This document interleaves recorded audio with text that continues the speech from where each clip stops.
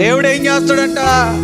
శోధనలో నిలిచి ఉన్నటువంటి నీవు ఆ శోధనలో నుండి ఎలాగ తప్పించబడాలో ఆ తప్పించుకునే మార్గాన్ని కూడా దేవుడు ఏం చేస్తాడంట?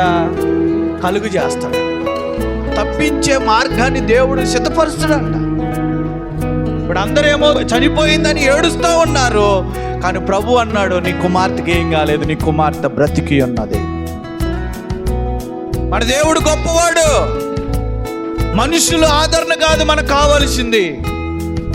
యోబు స్నేహితులు వచ్చారు, 7 దినాలు ఉపవాసం ఉన్నారు, పగలు రాత్రి బోడిదలో కూర్చొని ప్రార్థన చేశారు, ఏదో యుక్తమైన మాటలు మాట్లాడారు, కానీ చివరికి దేవుడు అంటున్నాడు, ఇదిగో వారు పలికిన మాటలు ఏది ప్రయోజనకరంగా లేదు.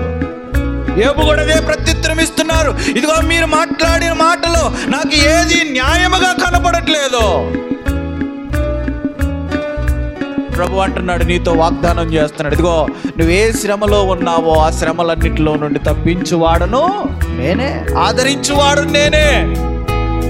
ఒకవేళ నీవు శోధనలో ఉన్నావా, కష్టంలో ఉన్నావా, ఇబ్బందిలో ఉన్నావా, ఆ శ్రమల్లో నీకు తోడుగా ఉండి ఆ శ్రమల్లో నుండి తప్పించబడటానికి, ఆ శ్రమల్లో నుండి విడిపించబడటానికి, ఆ శోధనలో నుండి నిన్ను రక్షించడానికి మార్గాన్ని సిద్ధపరిచేవాడును నేనే అని దేవుడు నమ్మదగిన వాడు. ఆయన నీతో వాగ్దానం చేస్తున్నాడు. ఇంకంతకంటే గొప్ప ఆదరణ ఇంక మనకేం కలుగుతుంది?